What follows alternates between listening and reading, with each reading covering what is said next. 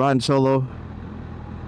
I'm your host, Dion, and today's topic, we're going to be talking about why motorcycle riders crash. For us, that is a beginner or even experienced rider to intermediate riders. Everybody crashes. MotoGP riders crash, World Superbike riders crash, everybody crash. So today we're going to talk about why does that happen.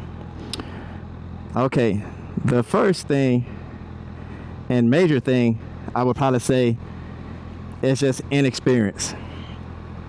A lot of new riders, when they start riding, as far as they're not putting enough seat time in, practicing enough, spending enough time riding, a lot of that inexperience come from just not knowing what to expect from the bike as far as input goes. Braking input, throttle input, lean input, so you just have to understand the bike and feel what it does. There's been a few times where I'm leaning and then I'll hit one of these white lines or something, or like a groove in the road, and it feels like the bike wants to tip over a low side or something. But when I start feeling that, I correct it. So you have to pay attention to what the bike is doing. And over time, the more you ride, the more experience you're gonna get. The more you're gonna learn. A lot of people, professional riders, they make mistakes. Same as people that are intermediate, just learning. You make mistakes. That's gonna happen. That comes with inexperience. But what you have to do is, when you make those mistakes, you have to learn from them. So that's the main thing. Learning from mistakes you did, and then fix them, and then try your best not to do them again. Try your best not to, make bad habits and break those bad habits. And experience is just one of those things. It happens. Everybody has to start somewhere. So like I said, if people want to start on something more approachable or more aggressive, either one is good, but it's going to take time practicing and just putting seat time in. That's all I can say, man. You got to get out there and ride. And I just say one of the main things with inexperience is doubting yourself and being scared. Being scared, this is not the type of sport to get into, a hobby to get into if you're scared. Being scared will get you killed. So I would probably say you got to be fearless, man, doing something like this, because that comes a certain danger with this kind of stuff. And don't doubt yourself. If you're gonna get over or switch lanes, do it. If you're gonna swerve in front of somebody or brake or whatever it is you're gonna do, maneuverability wise, do it. Don't hesitate. Like if you pull out in front of a car, you're thinking about it, either do it or don't do it. If you hesitate or get confused, that could be the difference between you getting hit and making the turn. So with that being said, another thing I would probably say is one of the main reasons why people crash is because of overconfidence. Man, I can vouch for that right there. I'm not even gonna lie to you. When I first started riding, I was extremely overconfident. I mean, extremely. To the point to where ultimately that was the reason why I crashed my 400 with less than 500 miles on it. What happened was I bought the bike and it was so easy to ride. I mean, just so easy. It was light. It was approachable. But what happened to my situation was I'd be riding with other guys that ride motorcycles, and they be riding R1s, M1000s, Hayabusas, MT10s, pretty much all the leader bikes. You'd have guys there with R7s, pretty much everything from top to bottom to RC390s, R3s, 400s, 250s, that kind of stuff. But I would ride with these guys, and I always wanted to get in the back of the pack because I like to be able to ride my own pace. I don't want to be pushed by the guy behind me, and I don't want to feel pressure to keep up with the guy in front of me. So I kind of like to be in at the back. But that never happened that way because they're like, you're fast, you get up front. So here I am, find myself up front on the 400 with guys with 1000s. We on back roads, curvy roads, and you know, hearing people tell you all the time, man, you keep up with us on a 400 and we on 1000s. You know, it boosted my head up a lot, man. My head got so big, I'm surprised it didn't bust.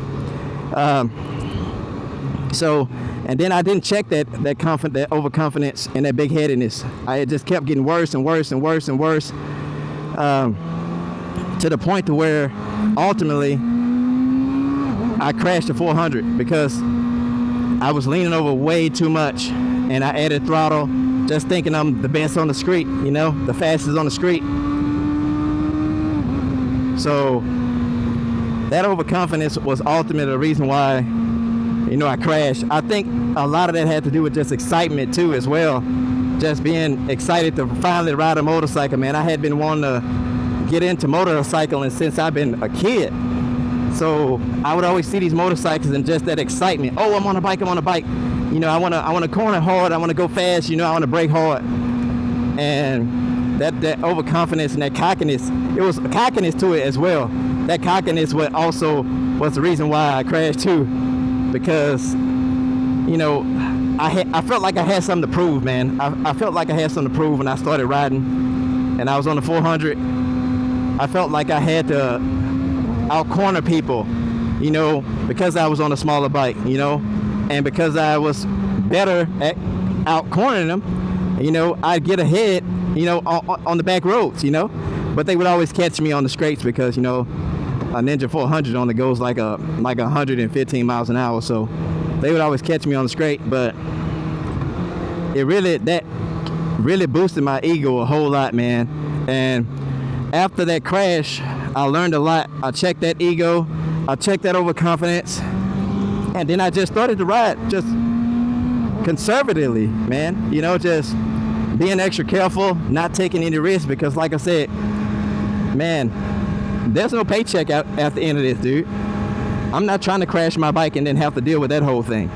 Like, you know what I'm saying? I don't have a factory, you know, $1 billion factory team. If I crash, just give me another bike. That doesn't work that way. So I checked that overconfidence and I checked it at the door. So now it doesn't exist. And because of that, you know, I'll meet guys on the street and they want to go fast, they want to race. I just let them go, you know. I'm not trying to prove I'm faster. You know, there's no reason. So I just like these bikes because, I mean, the 600 is a fast bike, but it's not too fast. But at the same time, it is fast. But I just like to cruise, man. I'll probably buy a ZX10 or like one of them other liter bikes, maybe like an S1000. I don't know, but I'm definitely gonna buy 1000, and I'm not buying it because to show off, but or nothing like that. But I'll probably end up buying it just because I like premium options. I like to have all the options, man. I'm out here going slow. I'm going 50 miles an hour right now, dude. I'm not going for the car in front of me is going faster. You know, just because you have a fast bike doesn't mean you have to go fast the whole time. I know people with McLarens, Ferraris, you know, 600 LTs, you know, GTRS, Porsches and stuff, and these are track cars, man, and these guys be going like 30 miles an hour through town. They're not speeding, they're not racing. They treat these cars better than they treat their wives. So that's pretty much what I'm doing. I'm just out here trying to have fun, have a nice bike to ride, quick bike to ride, so if I do need that power, I can get around traffic or get out of trouble. I'd rather have the power and not need it than need it and not have it.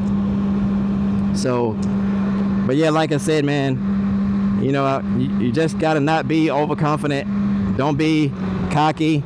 You know, work on your biking, practice. You know, I also recommend, you know, with the help with that inexperience is check the car behind me, make sure they're not gonna run in the back of me. After you take that MSF course, which I'm planning to do this as well. I'm telling you guys, I'm planning to do it myself, so I'm not just blowing smoke. I'm gonna take an additional advanced class for motorcycling, and then also I'm gonna take a track class because I feel like learning how to track ride is ultimately gonna make me a better rider on the road. So I plan on doing that sometime soon. And also I'm excited not just for the class, but to actually see what this bike can do. I'm so curious to see what this bike really can do when I push it.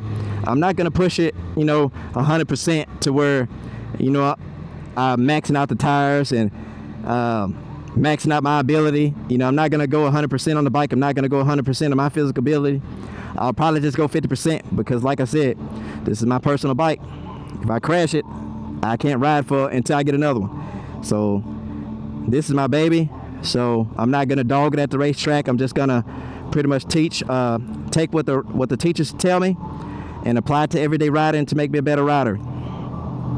And that's going to help with that inexperience because, like I said, man, I only have 11,000 miles of experience, which isn't a lot. But like I said, living in Washington State, in Seattle where it rains 9 months out of the year, you only have a few months of sunlight. There's not a ton of riding.